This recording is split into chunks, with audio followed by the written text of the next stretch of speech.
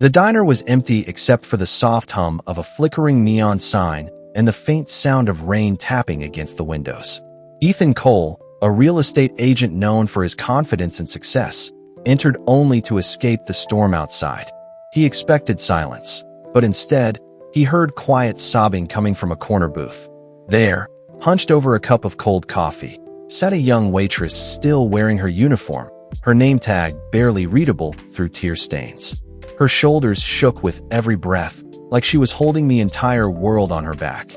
Ethan hesitated, unsure whether to interrupt, until she whispered something that froze him in place. "Why does life keep taking everything from me?" He stepped closer, his polished shoes echoing softly against the linoleum floor. "Hey," he said gently, his voice low and careful. "Are you all right?" The waitress flinched, quickly wiping her face with the back of her sleeve. "I'm fine," she lied, though her trembling hand said otherwise. Ethan sat across from her without asking permission, his wet coat dripping onto the seat. "Doesn't look like it," he replied softly. "I've seen people fake smiles for a living. Trust me, I'd know."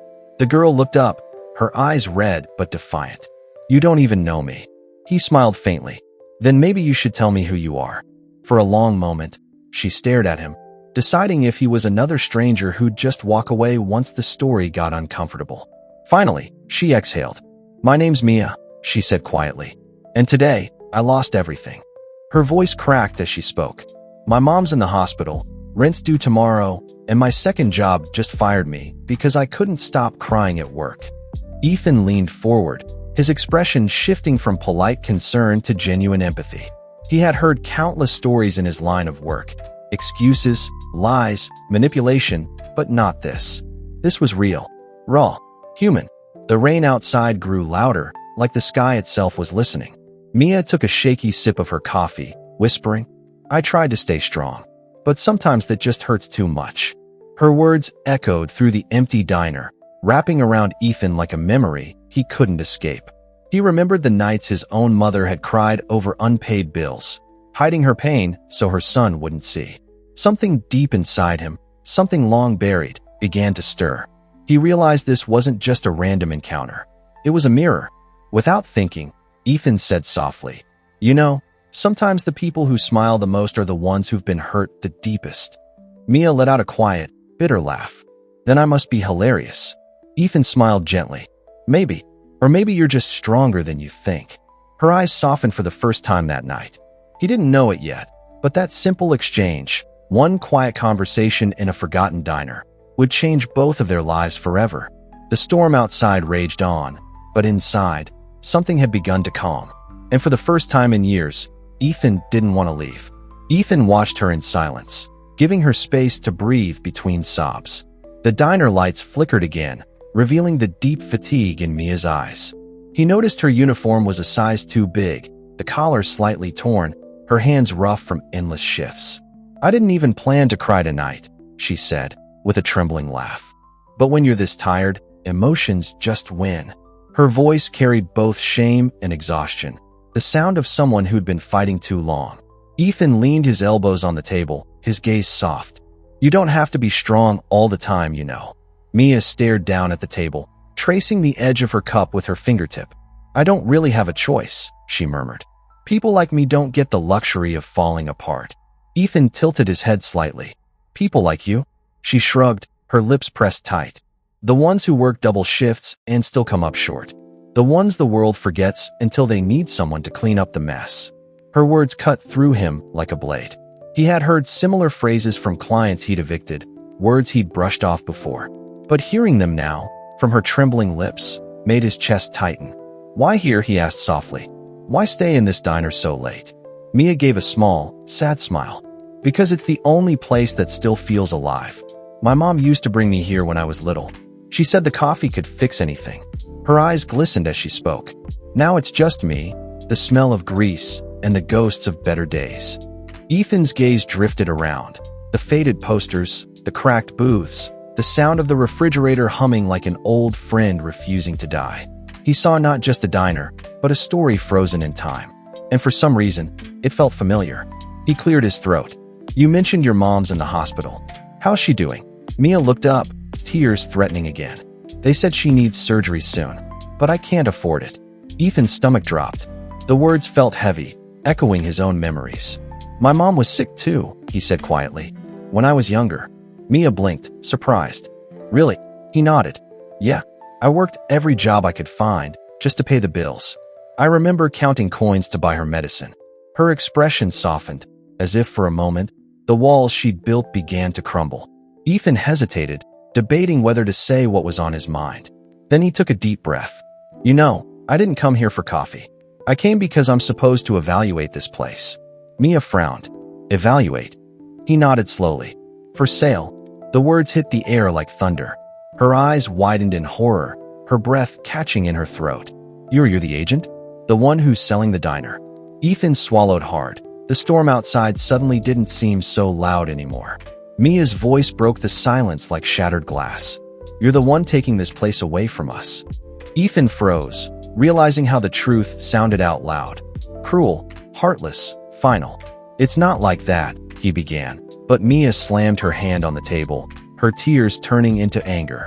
This diner is all I have left, she cried. My mom worked here for 20 years. She met my dad here. It's not just some building to me. It's home. Ethan felt his throat tighten. For the first time, he couldn't summon the calm charm he usually used to close a deal. Because deep down, he knew she was right. He sighed, running a hand through his rain-soaked hair. Mia, I didn't know your story. I'm just doing my job. She laughed bitterly. Your job? You mean ruining lives so someone richer can build another shopping plaza? Ethan looked away. Her words burned because they weren't far from the truth. He'd told himself for years that it was just business, that progress demanded sacrifice. But watching her trembling in front of him, he saw the human side of every eviction notice he'd ever signed.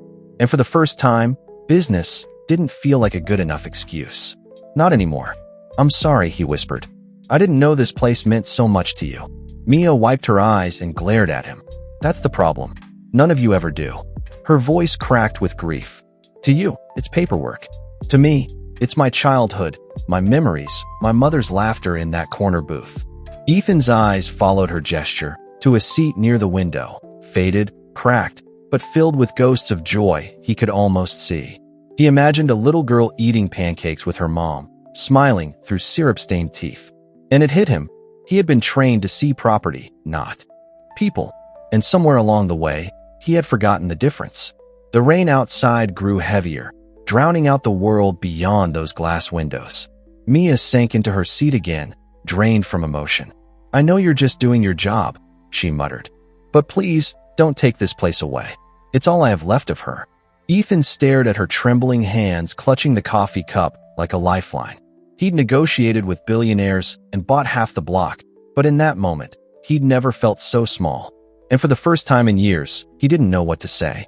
Ethan finally spoke, his voice barely above a whisper. Who owns the deed now? Mia blinked through tears. Some investor from the city. They want to turn it into luxury condos. Ethan nodded, his jaw tightening. Then maybe there's still a way to stop it. Her eyes widened in disbelief. Stop it. You'd help me. He hesitated, then nodded slowly. I don't know how yet, but I'll try. In that instant, something shifted between them. Not trust, not yet, but something fragile and real. The faintest spark of hope in the middle of the storm. The storm outside refused to end. Ethan sat across from Mia, his mind spinning faster than the thunder above. He opened his briefcase and pulled out the folder he'd brought, the one that contained the diner's sale documents. His fingers trembled slightly as he flipped through the pages. He'd handled hundreds of contracts before, but this one felt different. Each signature, each clause, now seemed like a dagger aimed straight at the girl sitting across from him. Do you know who bought it? Mia asked, her voice fragile. Ethan didn't answer immediately. He scanned the signature line, and when his eyes landed on the name, he froze. The pen nearly slipped from his hand. Mia noticed the change in his expression. What is it? Ethan swallowed hard. The buyer's name. It's from my firm. Her face fell. Your firm? He nodded, his pulse racing. The signature, it belongs to Victor Hale, my boss. Mia frowned. So you've known him for years? Ethan exhaled, guilt rising in his chest like smoke. More than that. He's the one who gave me everything. My career, my first house, my reputation. And now, Ethan realized he was about to destroy the only thing someone else loved most, for a man he wasn't sure he trusted anymore. Mia's eyes darkened. "So this is all connected to you." Her tone was sharp, but beneath it was fear, the kind that comes when you realize how powerless you truly are. "I swear I didn't know," Ethan said quickly. "I just handle the appraisals. Victor's the one pulling the strings." She leaned back, crossing her arms. "Then maybe you should tell him what he's really buying. Memories, not walls." He wanted to. He wanted to storm into Victor's office and demand answers. But that wasn't how things worked in his world. In his world, loyalty came before conscience. And for the first time, that thought made him sick. The rain continued its relentless rhythm as Mia stood up, clutching her apron tightly. "I have to go," she said quietly. "The hospital closes visiting hours soon." Ethan stood too, something inside him refusing to let her walk away like this. "Mia," he said, reaching out. "Give me a little time. Let me figure this out." She looked at him, skeptical but tired. "Time won't save this place, Ethan." Her voice softened, and for a moment, her pain sounded more like a plea. "People like me don't get miracles." Then she turned and walked out into the storm, leaving Ethan standing alone beneath the flickering diner light. He sat back down, staring at the contract again. The ink seemed darker now, heavier. At the top of the file, next to Victor Hale's signature, was something he hadn't noticed before, a handwritten note scrawled in the margin, "Finalized demolition within 30 days." Ethan's stomach dropped. He looked out the window at the empty street, his reflection staring back with eyes full of regret. This wasn't just a sale anymore. It was a countdown. And for reasons he couldn't explain, saving that diner suddenly felt like saving himself. Ethan couldn't sleep that night. Every time he closed his eyes, he saw Mia's tear-streaked face reflected in the diner's flickering light. The words on the contract echoed in his mind. Finalized demolition within 30 days. He knew Victor Hale didn't leave handwritten notes lightly. That meant urgency. That meant secrecy. Something about it didn't add up. By dawn, Ethan made a decision that could cost him his career. He'd dig deeper, even if it meant crossing the man who made him who he was. Because for the first time in years, his conscience was louder than his ambition. He arrived at the office early, before the rest of the staff. The marble floors, the smell of polished wood, the sterile hum of the city's skyline. All of it suddenly felt hollow. He went straight to the archives, where physical files from older transactions were still kept. Most of his colleagues relied on digital systems, but Ethan knew Victor's habit of keeping sensitive deals off the record. He found the folder labeled Hale Development, Rural Properties. Flipping through, he saw dozens of acquisitions, many of them small-town diners, motels, and family-owned shops. But then he stopped cold. There it was, Millstone Cafe, Mia's diner. He opened the folder and froze when he saw an old black-and-white photograph clipped inside. It showed a young woman in the same diner, smiling, holding a tray of food, next to a teenage boy wearing a diner uniform. The woman looked strikingly familiar.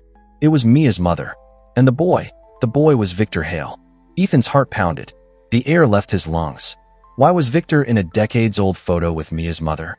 And why had he bought her diner after all these years? He flipped to the back of the folder, where a handwritten letter had been tucked away. The paper was fragile, creased, and faintly stained with age.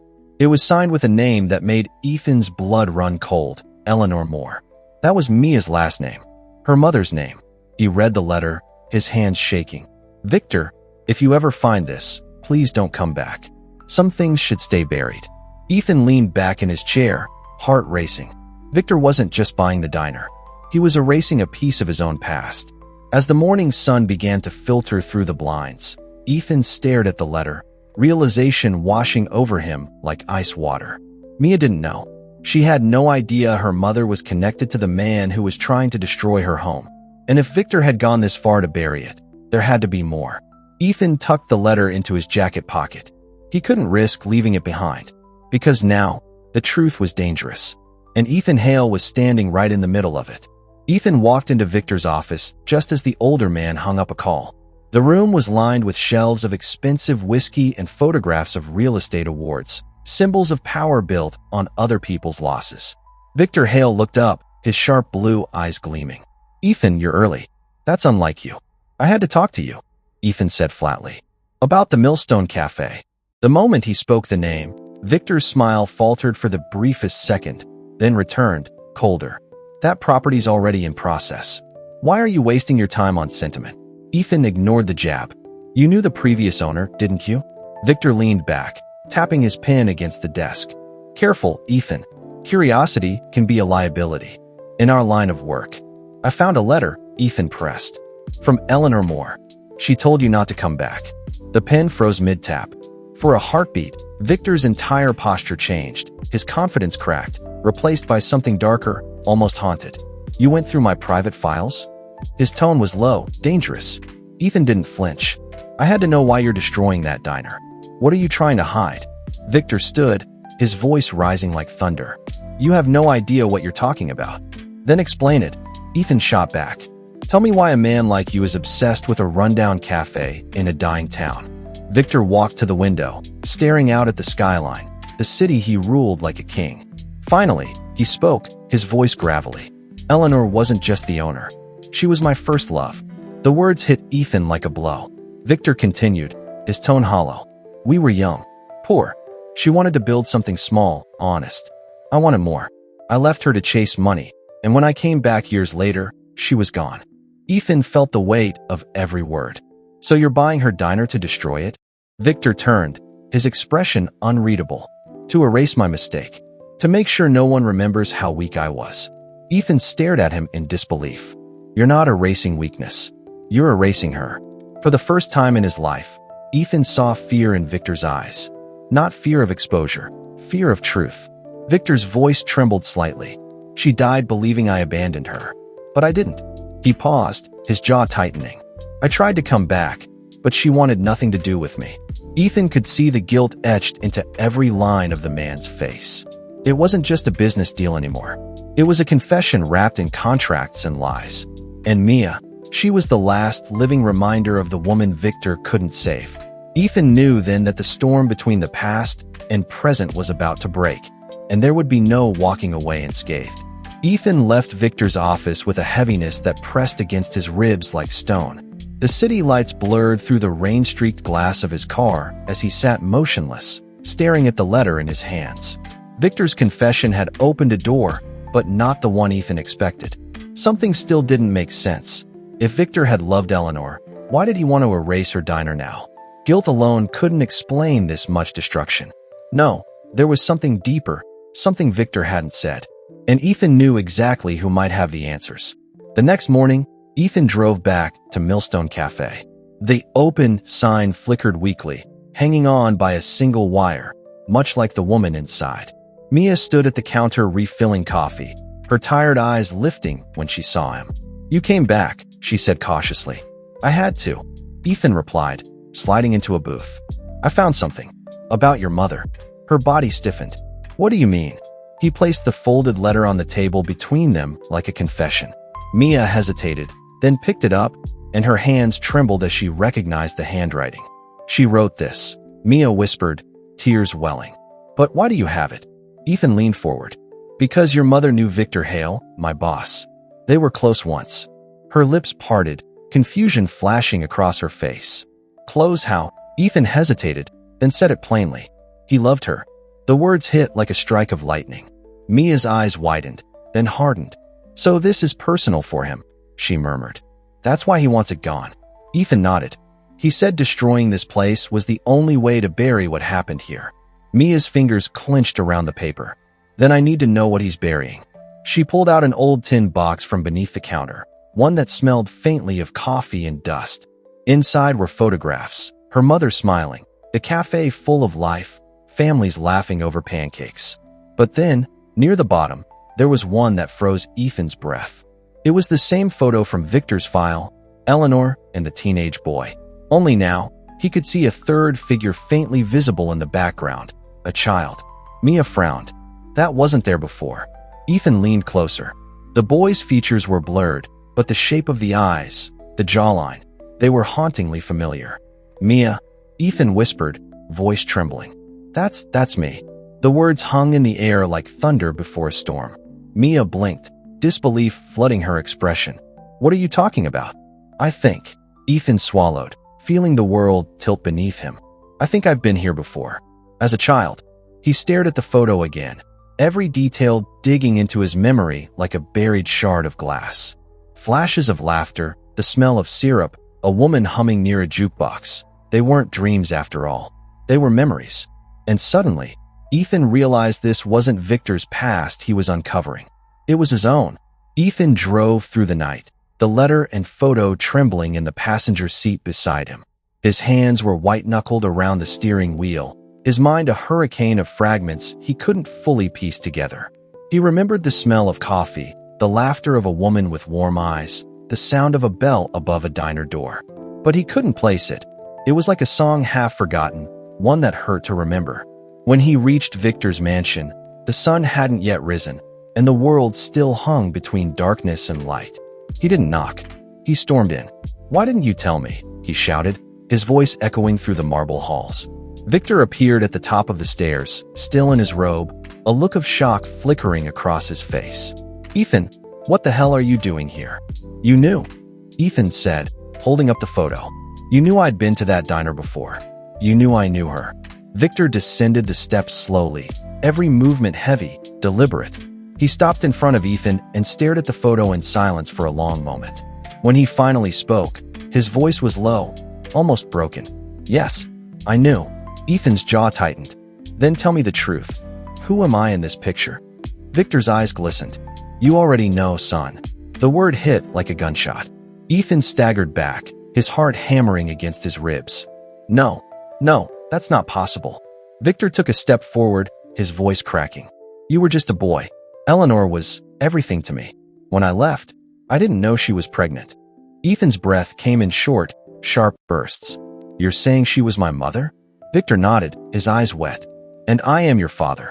Ethan felt the room spin, reality bending into something cruel and surreal. All the years of loyalty, mentorship, control, it wasn't just professional. It was paternal, twisted in silence. "You've been lying to me my entire life," Ethan whispered. Victor reached for him, desperate. "I wanted to protect you. From the truth. From the pain." Ethan yanked away. "You wanted to protect yourself." His voice rose, raw and trembling. "You destroyed her dream, and now you're trying to erase what's left of her." Victor's composure cracked.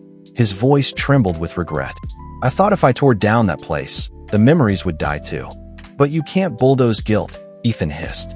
"You can't bury what you did." For a moment, they just stared at each other, father and son, strangers bound by a shared sin. Then Ethan turned away, gripping the photo so tightly it crumpled. He knew what he had to do now. He was going to save the diner, not for Mia, not even for Eleanor, but to reclaim the truth Victor had stolen from him. The morning air was heavy with fog as Ethan's car rolled into Millstone once more. The diner stood in the distance like a scar that refused to fade, its cracked windows catching the pale light of dawn. Mia was already outside, sweeping the front steps even though the place hadn't seen a customer since the demolition notice arrived. When she saw Ethan, she froze, her broom clattering against the ground. "You look like you haven't slept," she said softly, trying to read his face. "I didn't," he admitted, voice hollow. "There's something I have to tell you, and it's going to change everything." Mia's expression tensed, her instincts bracing for another wound she didn't deserve. He led her inside, where the scent of coffee and rain mixed with something older, nostalgia, regret, ghosts. They sat in the same booth as before, the letter and photograph lying between them like evidence in a trial. "I went to Victor," Ethan began, his tone unsteady. "He told me the truth." Mia leaned forward, her eyes searching his. "What truth?" Ethan hesitated, his throat tightening. "Eleanor Moore wasn't just a woman Victor once loved. She was my mother." The color drained from Mia's face. "You're what?" He nodded slowly. That photo wasn't just history. It was family. For a long time, neither of them spoke. Only the ticking of the diner's old clock filled the silence. Then Mia whispered, "So you're saying we're connected? Through all this pain, we've been circling the same tragedy." Ethan nodded. "My entire life, I thought Victor gave me everything. Turns out, he was only trying to atone for what he took." Mia's eyes shimmered. "He took my childhood, my mother's peace, and now he wants to take this place." Her voice trembled, but not from fear, from fury. "Not anymore. Ethan met her gaze, something fierce and fragile burning in his chest. "I'm with you." Together, they began digging through the diner's backroom, searching for anything that could stop the demolition.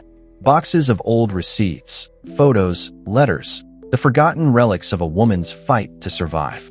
Then Mia gasped, "Ethan, look at this." It was a deed, the original property title, yellowed and fragile, but unmistakably clear. And next to Eleanor's name, another signature shimmered faintly under the light. Victor Hales. Mia looked up at Ethan, her eyes wide. He didn't just abandon her. He co-owned this diner. Ethan's heart stopped, which means he can't destroy it. Not legally. They exchanged a look that said everything. Hope, anger, determination. For the first time, the battle wasn't lost. It had just begun. By noon, Ethan and Mia sat surrounded by piles of papers, their hands smudged with dust and ink.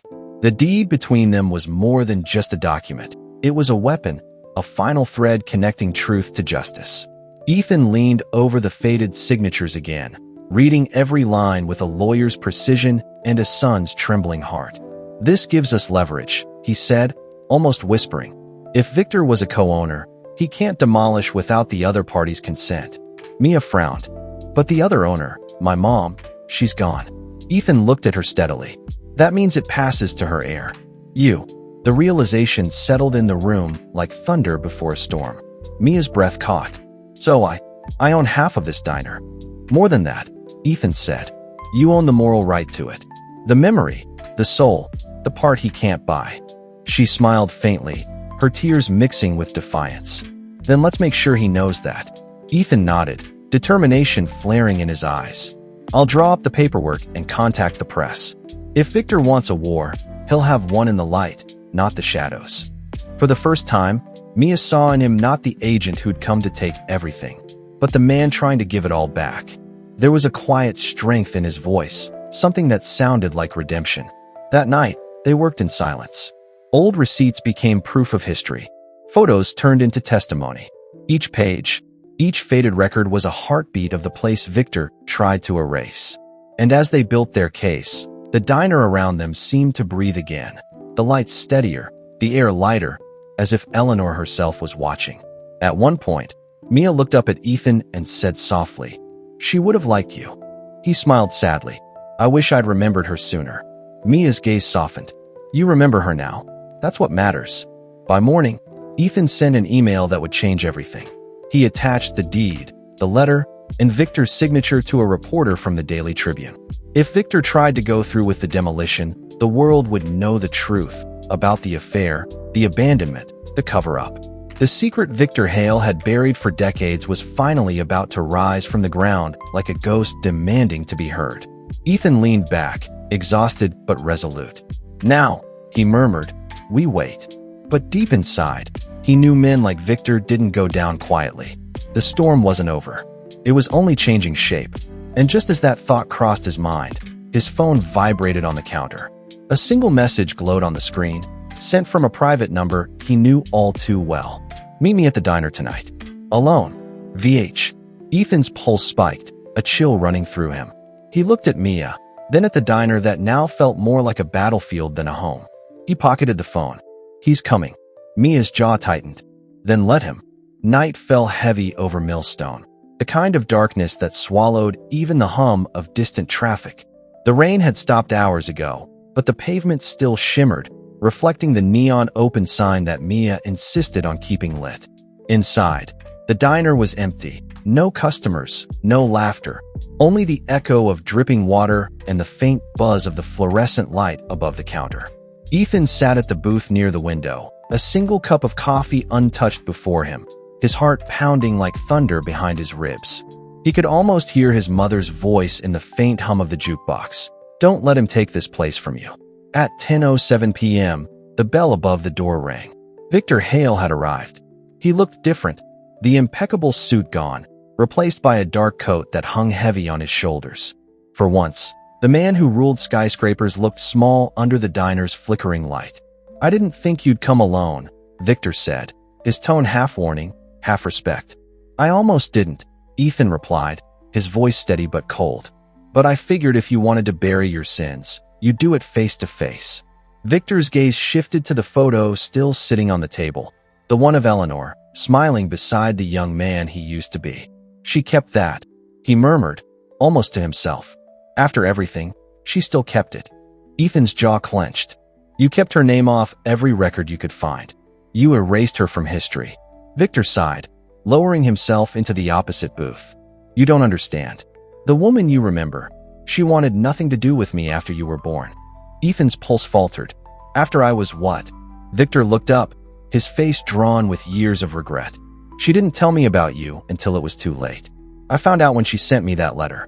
And by then, she was gone. He swallowed hard, guilt twisting every syllable. I thought destroying this place would destroy the reminder that I failed her. And you. Ethan stared, the truth cutting deeper than he imagined. You tried to erase your shame, not your past. Victor leaned forward, his voice shaking. You think I don't live with it? Every deal, every building, every award. All I saw was her face. The one thing I couldn't fix. Ethan's hand trembled on the table. You had a chance to fix it. You could have helped her. Helped us. Victor's eyes glistened, a sheen of unspilled tears betraying him. I didn't know how, so I built empires instead. For a moment, silence swallowed the diner. Only the hum of the neon light filled the space between them, a fragile, electric heartbeat. Then Victor looked up. But it seems I wasn't the only one she kept secrets from. Ethan frowned. What are you talking about? Victor pulled something from his coat, an envelope, worn and sealed with Eleanor's name in familiar handwriting. I found this years ago but couldn't bring myself to open it. It was addressed to you. He slid it across the table, his hand trembling slightly. Maybe it's time you know what she wanted you to remember. Ethan stared at the envelope, his throat tightening, his entire world narrowing to that single piece of paper. Mia stepped quietly from the kitchen, unnoticed by Victor, her face pale but resolute. She whispered, "Open it." Ethan nodded slowly, tearing the seal, the sound like the ripping of the past itself. Ethan's hands trembled as he unfolded the aged paper, its edges soft from years of being touched but never read. The scent of old ink and faint perfume rose into the air, a ghost of the woman who once stood where he now sat. His breath hitched when he saw the handwriting. Elegant, deliberate, the same strokes that had signed the old menus and receipts of the cafe. Victor sat motionless across the booth, his eyes fixed on the letter like a man staring at a loaded gun. Mia stood behind Ethan, her hand on his shoulder, grounding him in a storm neither of them had chosen. Then Ethan began to read aloud, his voice trembling with a mix of reverence and fear. My dearest Ethan, if you're reading this, it means the truth I kept hidden has finally found you. You were born of love, but also of choices I wish I could have made differently. I left Victor not because I hated him, but because I feared the world he was building, a world where hearts were traded for property deeds and people became prices. I wanted you to grow up knowing kindness, not ambition. I wanted you to learn that peace doesn't come from power, but from forgiveness. If Victor ever finds this place, know that he isn't your enemy. He's a man drowning in his own mistakes. Ethan's throat tightened, the words blurring through his tears. He looked up at Victor, who sat frozen, eyes glistening like glass. Ethan continued, his voice breaking. I built the diner as a promise, to you and to myself. Every meal I served, every stranger I smiled at, was a reminder that love can rebuild what greed destroys. If you ever return here, my son, don't let anyone tear it down. Because this cafe isn't just a building. It's the memory of what we were and what we can still become. Forgive him, Ethan. Forgive your father. And forgive me for keeping you apart. Mom, the silence that followed was deafening. Ethan folded the letter slowly, his fingers trembling as if afraid the paper might vanish if he held it too tightly. Victor's face was pale, his composure shattered. The man who once commanded boardrooms now looked like a boy lost in time. She forgave you, Ethan whispered, almost in disbelief. Even after everything. Victor nodded weakly, his voice barely a breath. I don't deserve it.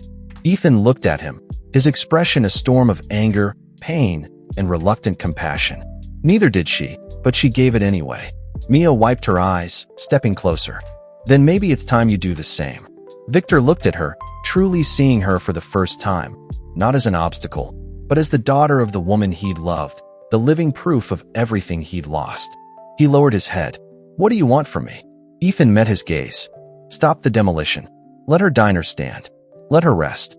Victor hesitated, then slowly, almost painfully, nodded. It's done. The three of them sat in silence, bound by the same woman's ghost, by her words that still echoed between the walls. Love can rebuild what greed destroys. Morning came quietly, the kind of golden dawn that painted even the cracked pavement in grace. For the first time in months, the Millstone Cafe opened its doors without fear. Mia stood by the window, the sunlight catching in her hair as she flipped the open sign with trembling fingers. Ethan watched from behind the counter, his mother's letter framed on the wall beside the old jukebox. Customers began to trickle in, not many, but enough to fill the space with the hum of life again. The smell of coffee, the laughter of strangers. It was as if the diner itself had taken a deep breath after years underwater. For once, it wasn't just a business. It was forgiveness made real.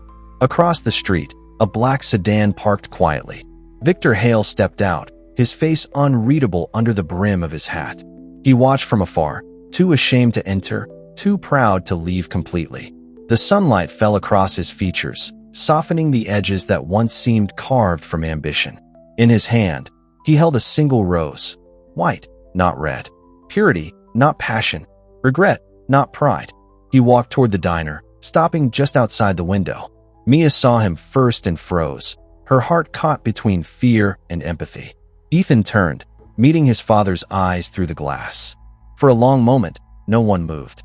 Then Victor slowly stepped inside, removing his hat as if entering sacred ground. Every head in the diner turned toward him. Conversations hushed. Ethan came forward, the air thick with everything unspoken between them. Victor placed the rose gently on the counter. For her, he said softly. Mia's lips trembled. She would have liked that. Victor nodded, his eyes glistening.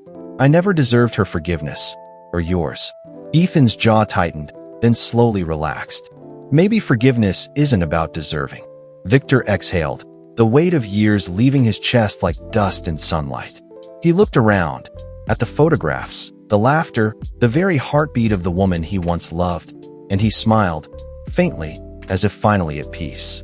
I signed the papers, he said. The cafe is yours, legally and forever. Mia gasped, her hand flying to her mouth. Ethan's throat tightened. You're serious? Victor nodded. I've built towers that scrape the sky. None of them ever meant as much as this little place. He turned toward the door, the old bell above it chiming one last time as he left. Outside, the sunlight seemed to follow him, washing the street in gold. Ethan stood by the window, watching his father disappear into the crowd, not as an enemy, but as a man finally humbled by his own humanity. Mia joined him, her voice barely above a whisper. So what happens now? Ethan smiled faintly, the kind that carried both loss and peace. Now we rebuild, for her.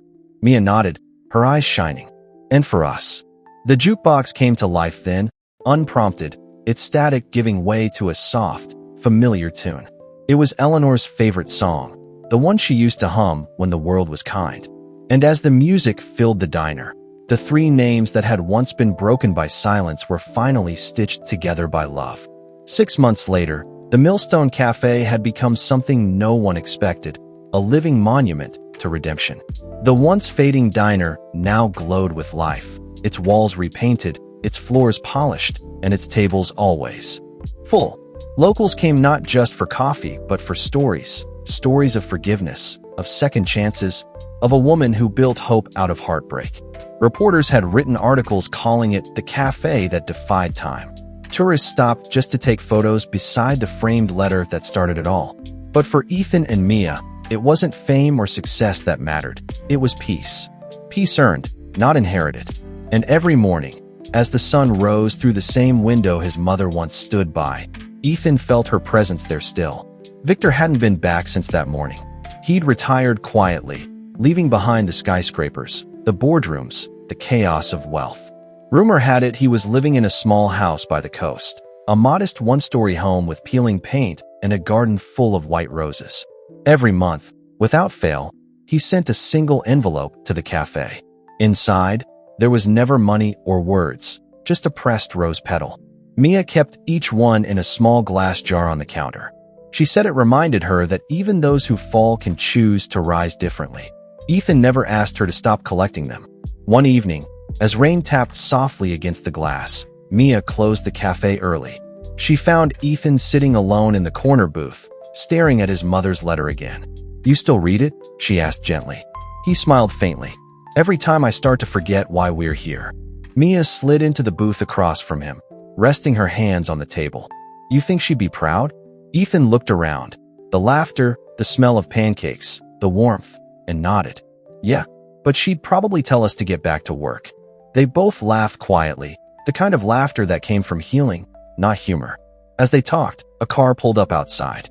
Through the rain-smeared window, Ethan saw an old man step out slowly, leaning on a cane. His heart skipped a beat. "Mia," he whispered. "It's him." Victor Hale stood in the doorway, thinner now, his face gentler. The bell above the door chimed softly as he entered, not like a stranger this time, but like someone coming home. He smiled at them both. "I thought maybe I could have one last cup of her coffee." Mia nodded, her eyes glistening. "You'll always have a seat here." As Victor sat down, Ethan poured 3 cups, one for each of them, and one placed gently by the framed letter. No one spoke for a while. There was nothing left to say that hadn't already been written in the walls. Outside, the rain eased, and the first stars began to shimmer faintly over Millstone. Victor raised his cup slightly toward the photo on the wall. "For Eleanor," he whispered. Mia and Ethan followed. "For her." And as they drank in silence, the cafe lights flickered softly, as if the woman who built it had just smiled from somewhere beyond the glass. The circle was finally complete. Love had survived, and the diner, once destined for demolition, had become what Eleanor always dreamed it would be, a place where broken souls could sit, share a meal, and find their way home again. It was late one night, long after closing. The lights were dim, the chairs turned upside down on the tables, and only the jukebox hummed softly in the corner. Mia was wiping down the counter when she noticed a faint silhouette through the rain-streaked window. An elderly woman stood outside, holding a soaked newspaper and clutching her coat tightly. Mia hesitated. The woman looked lost, almost ghost-like under the flickering streetlight.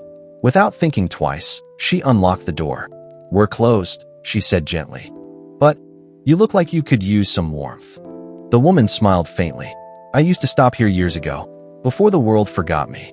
Her voice trembled, but there was something achingly familiar in it. Mia guided her to a booth and poured a cup of coffee. "Sit, please. You don't need to be alone tonight." The woman's eyes wandered across the walls, lingering on the old photos of Eleanor and the cafe through the decades. Her lips curved into a sad smile. She did it. She kept her promise. Mia froze mid-step. "You knew Eleanor?" The woman nodded slowly.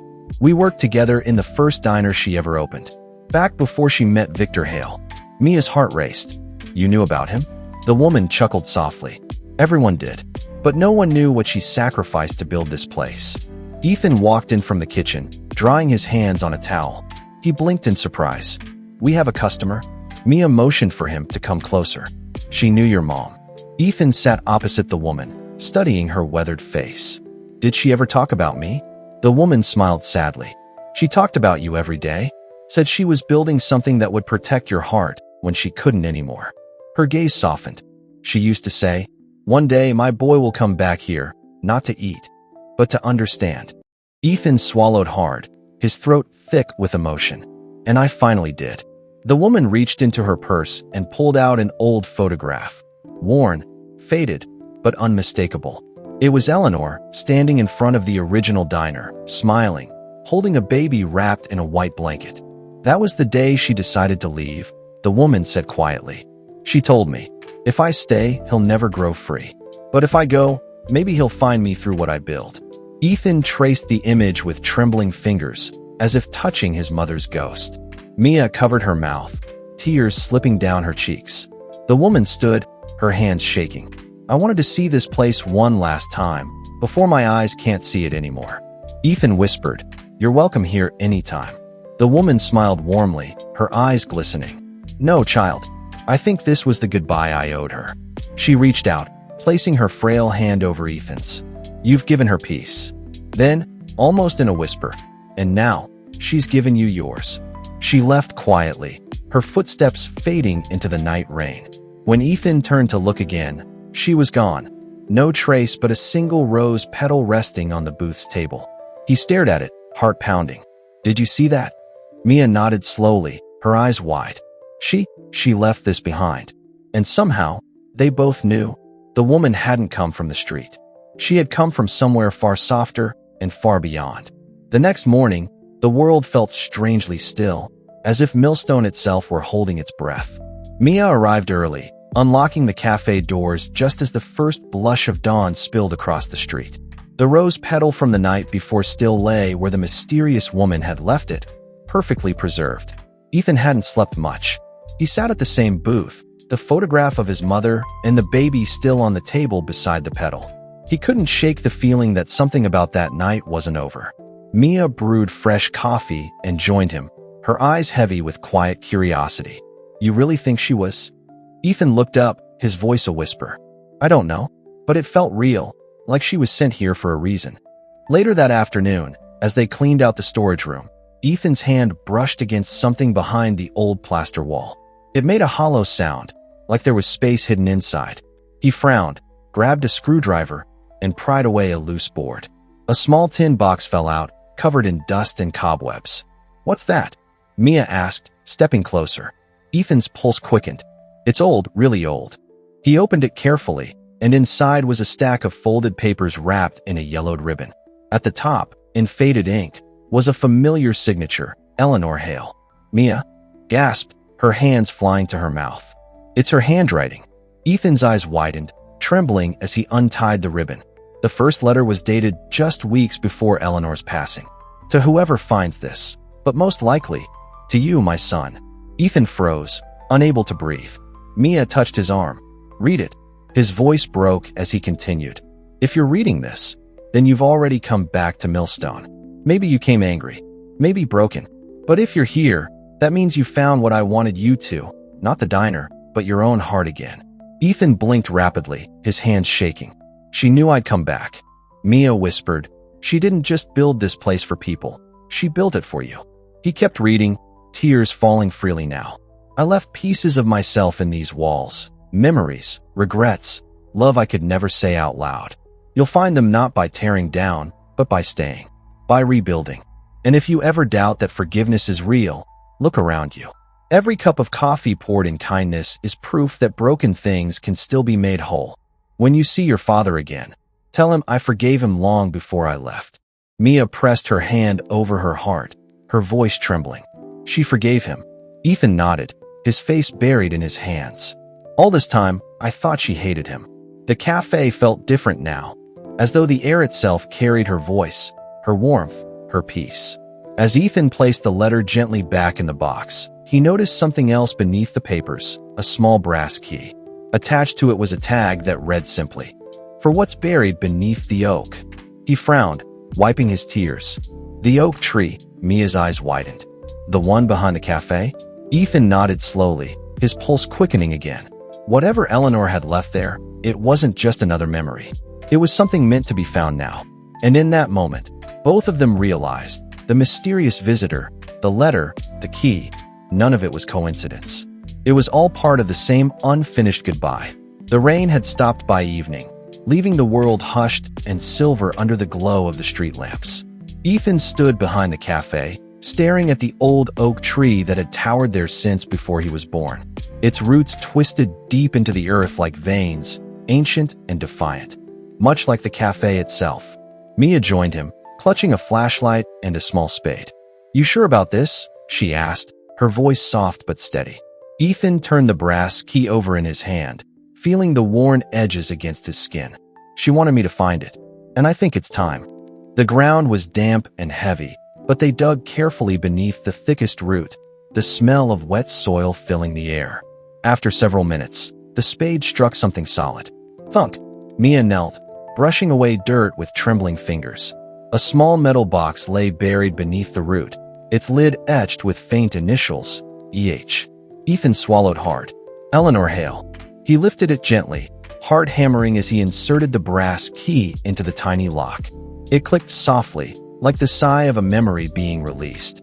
Inside was a folded leather pouch tied with ribbon, a faded photograph, and a sealed envelope marked, "To be opened when you forgive." Mia whispered, "That's poetic." Ethan's fingers shook as he lifted the photo. It showed a young Victor Hale, smiling, arm around Eleanor, standing in front of the diner, still under construction. "She loved him," Ethan murmured. "Even after everything." Mia nodded. "Love doesn't always end. Sometimes it just changes shape." Ethan broke the seal of the letter, his eyes darting across each handwritten line. "My dearest Victor, if this finds you, it means you've faced what we could never say out loud. I never hated you. I only wanted you to see what love built when pride was gone. You always said we built this diner on a dream, but you forgot it wasn't the walls that made it stand. It was people, kindness, forgiveness." Ethan stopped reading, overwhelmed. "She wrote this for him, not for me." Mia leaned closer. "Then maybe you're meant to deliver it." He looked at her, startled. "You mean?" "Yes," she said softly. "Find him. Give him her words. Finish what she started." For a long moment, Ethan stared at the box, at the photograph, the letter, the life his parents once shared. He'd spent years resenting the man he believed had destroyed everything. But here, under the same oak where his mother had hidden her final truth, that resentment began to crumble. "She knew I'd never forgive him on my own," he whispered. Mia smiled faintly. "That's what mothers do. They guide us even when they're gone." Ethan exhaled deeply, folding the letter with care. "Then it's decided. I'm finding him." The moonlight glimmered off the brass key still in his hand, the key that had opened more than just a box. It had opened a way home. The next morning, Ethan stood by the diner window, watching the sunrise spill through the fog. The letter from his mother felt heavier than any paper should, as if every word carried the weight of time, guilt, and forgiveness unspoken. Mia poured him a coffee and leaned against the counter. "Do you even know where to start?" He sighed, staring at the steam rising from the cup. "Last I heard, Victor Hale left for the coast. Started over, somewhere no one knew his name." Mia frowned. "And you're just going to walk into his new life?" Ethan nodded slowly. "I'm not going for me. I'm going for her." His voice cracked at the end, and for a moment, Mia saw the boy hidden beneath the man, the son who never stopped missing his mother. By noon, Ethan packed a small bag and slipped the letter into his coat pocket. Mia followed him to the bus station, the air thick with unsaid words.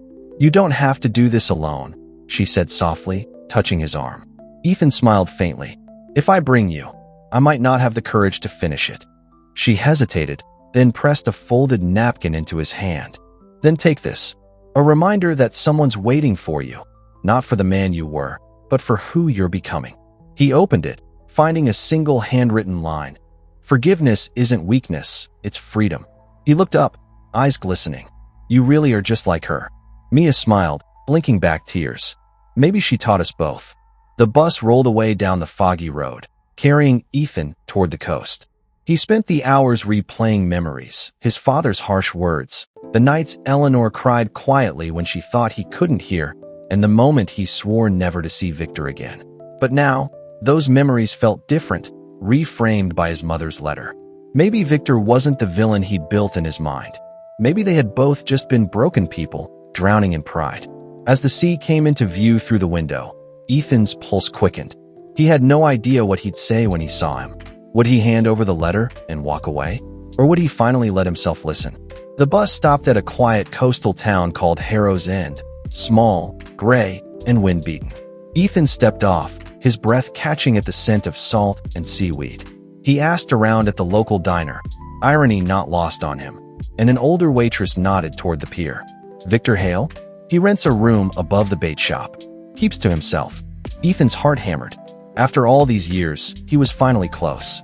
He followed the narrow road down to the docks, the waves slapping against the wooden planks.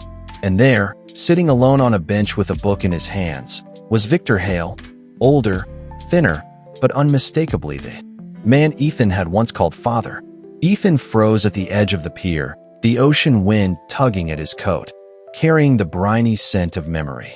Victor Hale looked smaller than he remembered, shoulders hunched, eyes fixed on the horizon, as if he'd been waiting for something that never came.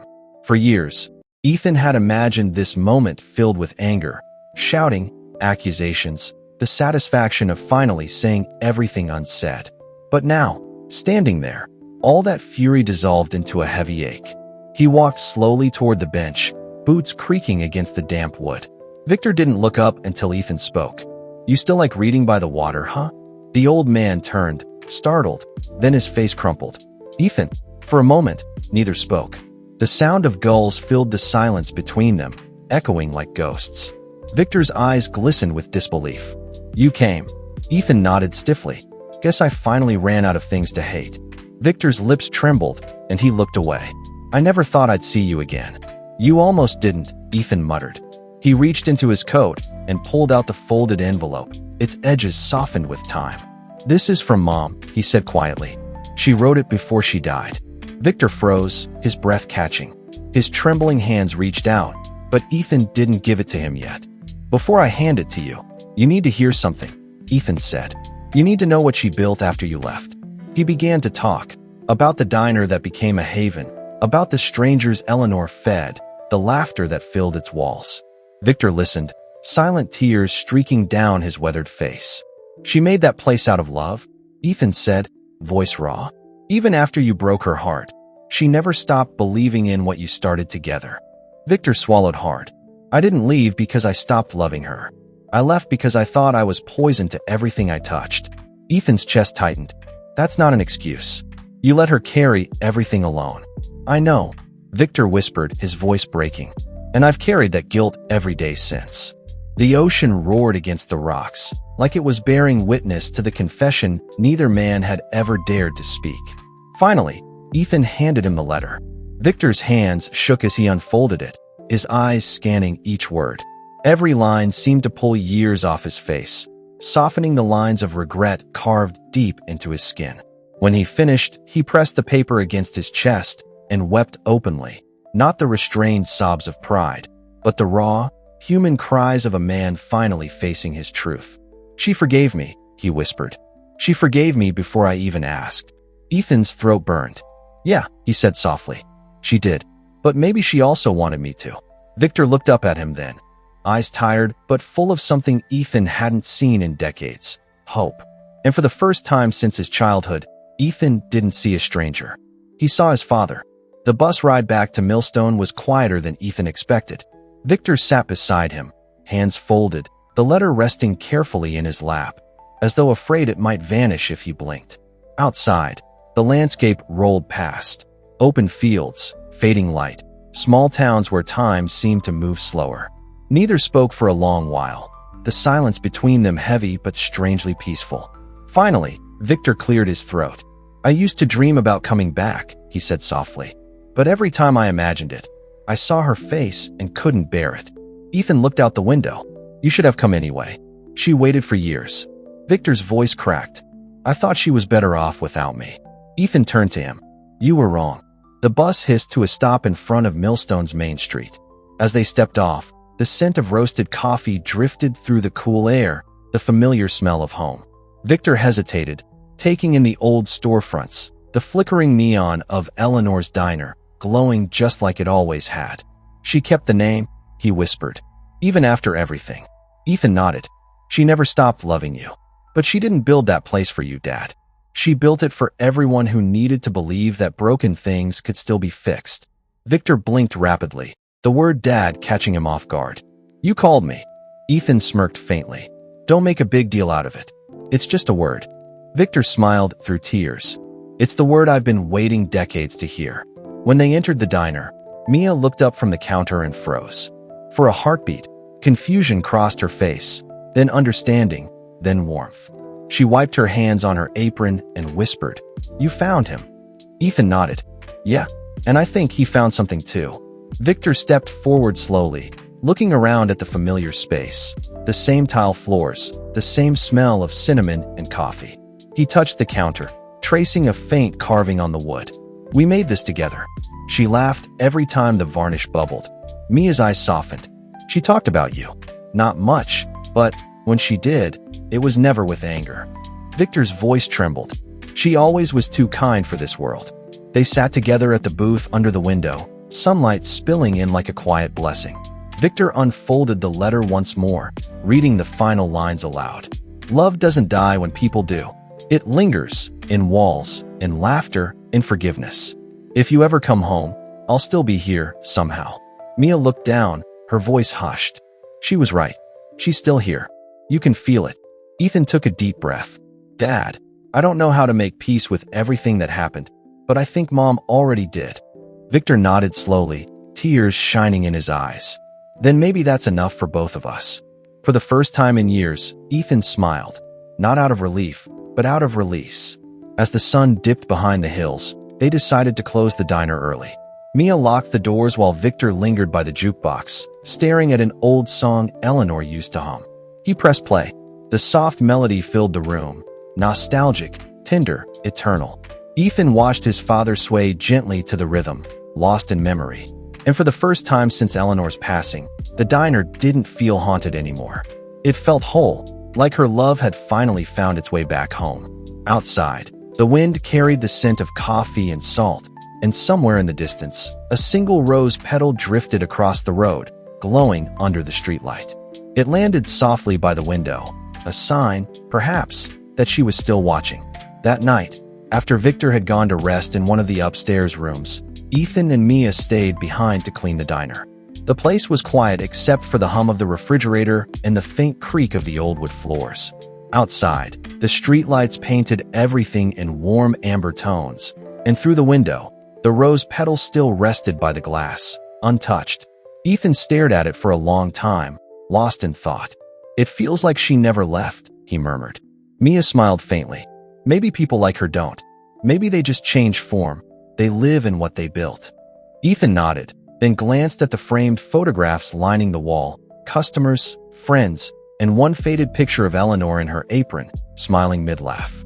There was something comforting about that image, as if she was still keeping watch over every table. Mia went to wipe the shelf near the jukebox when something slipped from behind the frame and fluttered to the floor. It was an envelope, small, cream-colored, and sealed with the same elegant handwriting that had marked all of Eleanor's letters. Her breath caught. Ethan, she whispered, holding it out. It's addressed to you. Ethan froze, setting down the rag he was holding. The words on the front read, "For when you've forgiven him." He blinked rapidly. How could she have known? Mia's voice trembled. Maybe she always did. With careful hands, Ethan broke the seal and unfolded the letter.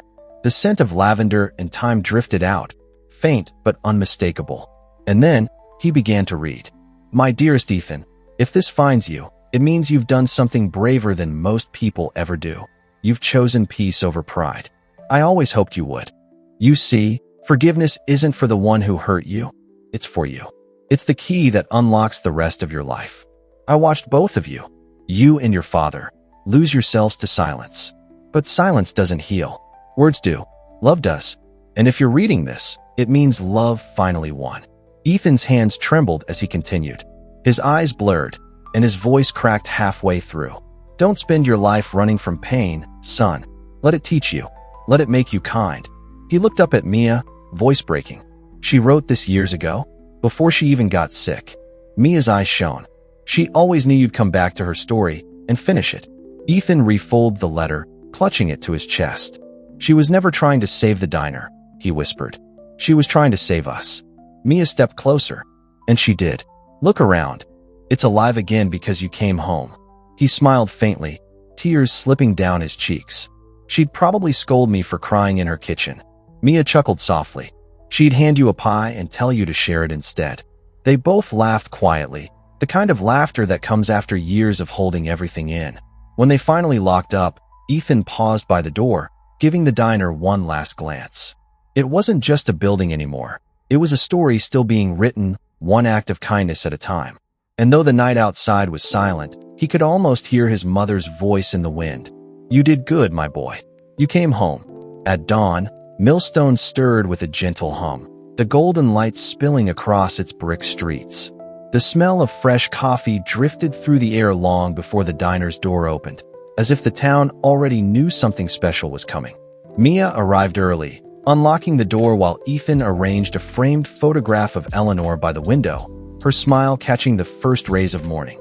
Outside, small groups of townsfolk began to gather, regulars, neighbors, even travelers who'd once passed through and never forgot the warmth of her cafe. By 7, the diner was full, not for breakfast, but for her.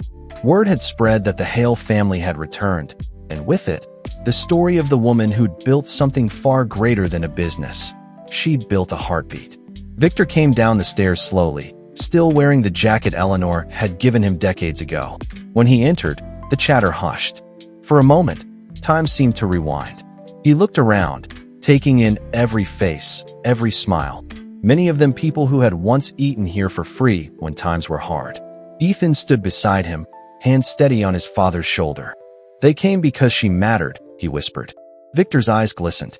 "No, they came because she believed they did." From behind the counter, Mia lifted a small box wrapped in lace. "We found this in the storeroom," she said softly. "It's addressed to everyone who loved this place."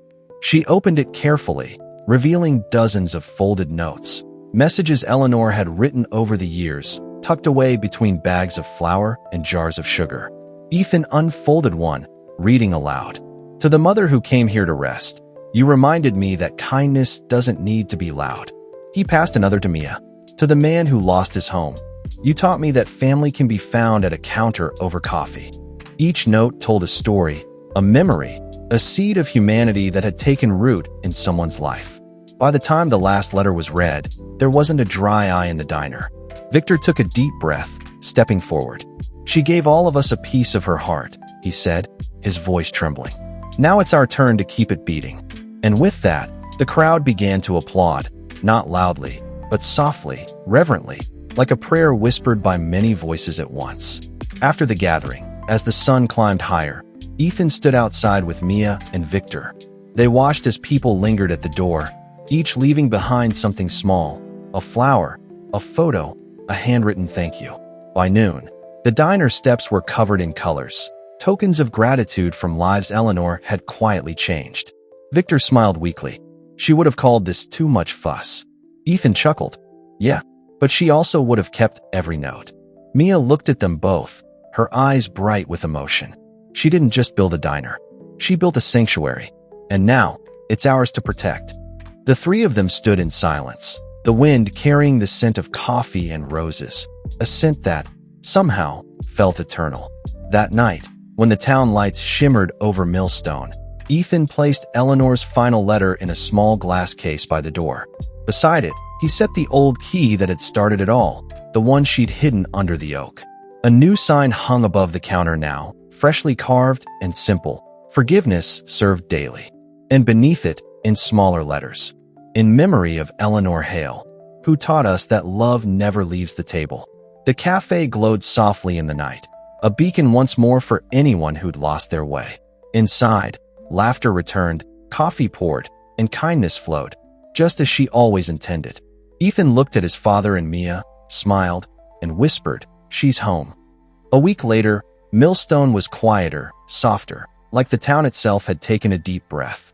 The crowds had gone home, but the cafe was still alive with a steady stream of locals who now came not just for food, but for the feeling of belonging.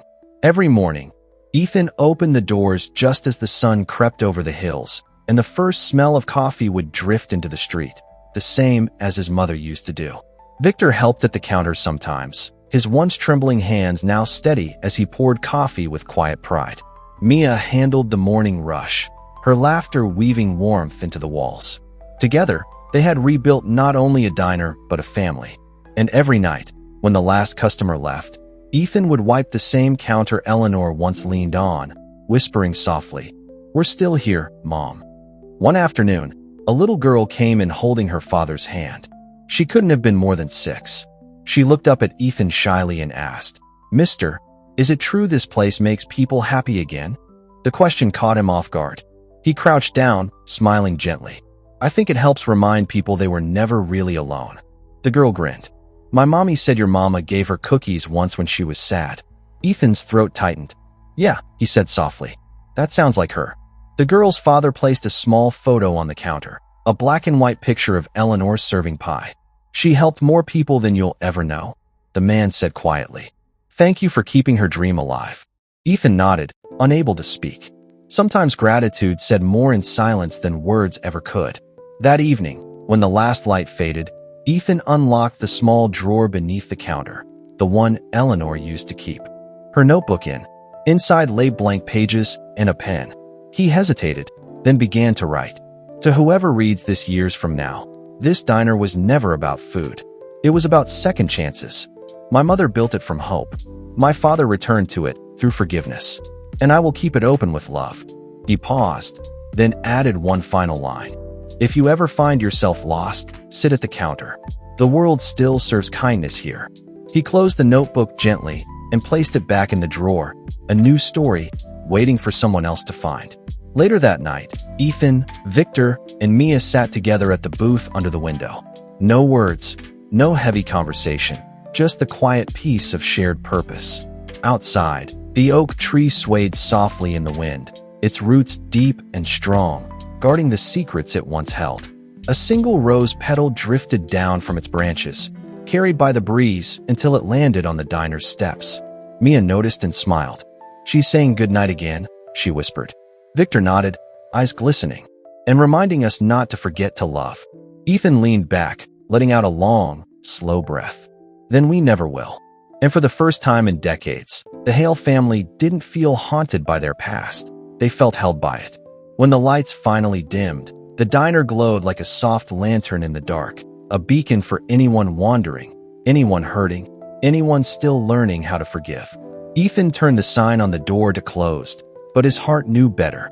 This place would never really close. Because kindness, once given, doesn't end, it multiplies. And long after they were gone, people would still walk through those doors, sit by that window, and feel it. The invisible touch of a woman who believed that love was the only legacy worth leaving behind. Under the oak, the earth was still and warm, as if keeping her secret safe. And somewhere, perhaps beyond the world of the living, Eleanor Hale smiled. Years later, the sign above the door of Eleanor's diner still gleamed in the morning sun. Tourists stopped to take photos, but the locals came for something else, something they couldn't name, but always felt the moment they walked in. Mia now ran the place with quiet grace, her laughter filling the corners just like Eleanor's once had. On the walls hung framed letters and photos, memories of forgiveness, proof that one small act of kindness could ripple through generations. And in the middle of the counter stood a simple glass jar labeled the Kindness Fund. People would drop in coins, bills, even notes. No one asked why, they just did. Ethan still came by every morning, though his hair had grayed and his hands showed the years. He'd sit by the same window, the one where his mother used to watch the sunrise, and order black coffee. Nothing fancy, just honest. Sometimes he'd read from her letters. Other days, he'd watch new faces come and go, strangers finding comfort where he once found redemption. Victor had long passed, but his portrait hung beside Eleanor's, both smiling, not as ghosts, but as reminders that love, when real, never dies. Mia would often join Ethan at closing time. They'd sit in silence, watching the lights of Millstone flicker in the distance. And every so often, Ethan would whisper, she'd be proud of this. On the cafe's anniversary, a small crowd gathered under the oak tree. Children ran around the roots, laughter echoing where sorrow once lived. Ethan stood with Mia, holding a small tin box, the same one that had held Eleanor's final letters. He opened it, revealing a new note, written in his own hand this time. To whoever finds this, kindness built this place. If the world ever feels too heavy, come inside. Sit down. Let someone pour you a cup of warmth. Forgiveness still lives here. He placed the note gently into the earth beneath the oak, the same soil that had once hidden secrets and now held legacies. The crowd bowed their heads, not in grief, but in gratitude. As the last rays of sunlight bathed the diner in gold, Ethan turned off the neon sign and stepped outside. The air was cool, the smell of rain in the distance, and somewhere far off, a train whistle echoed like a heartbeat. He looked up at the night sky and smiled. "We did it, Mom," he whispered. "You were right. Love was enough." Mia slipped her arm around his, resting her head on his shoulder. It always was. Inside, a single candle flickered by the window, reflected in the glass like a tiny star that refused to go out. And if you stood very still, you could almost hear it, The faint clatter of dishes, the hum of laughter, and the voice of a woman saying softly, "Welcome home."